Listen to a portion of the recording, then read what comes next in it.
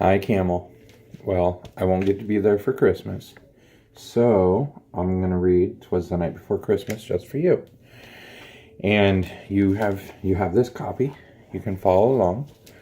Okay?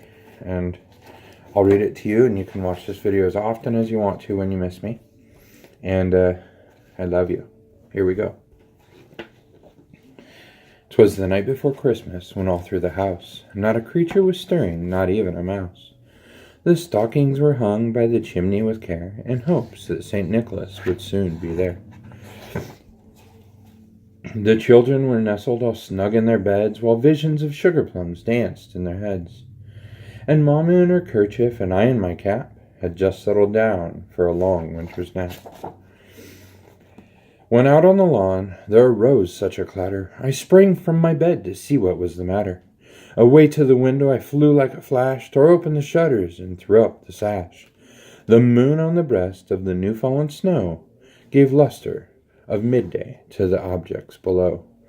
When what to my wondering eyes should appear but a miniature sleigh and 8 tiny reindeer. With a little old driver so lively and quick, I knew in a moment it must be St. Nick. More rapid than eagles, his coursers they came, and he whistled and shouted and called them by name.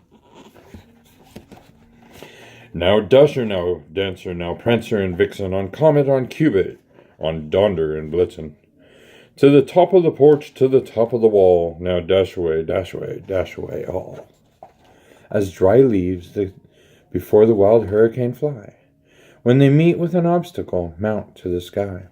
So up to the house top the coursers they flew, with a sleigh full of toys and St. Nicholas too.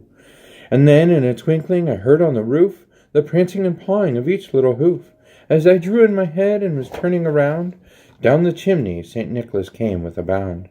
He was all dressed in fur from his head to his foot, and his clothes were all tarnished with ashes and soot.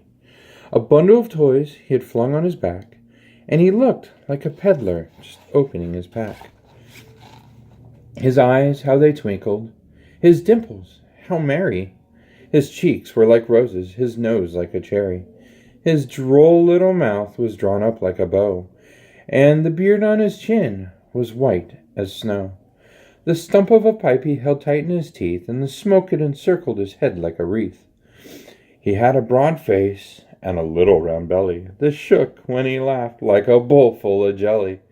He was chubby and plump, a right jolly old elf, and I laughed as I saw him, in spite of myself. A wink of his eye and a twist of his head soon gave me to know I had nothing to dread.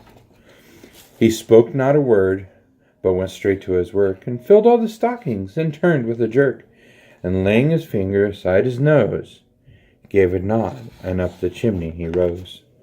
He sprang to his sleigh, to his team gave a whistle, and away they flew like the down of a thistle.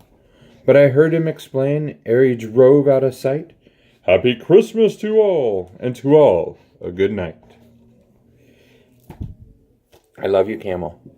I hope you have a great Christmas. Daddy loves you, baby.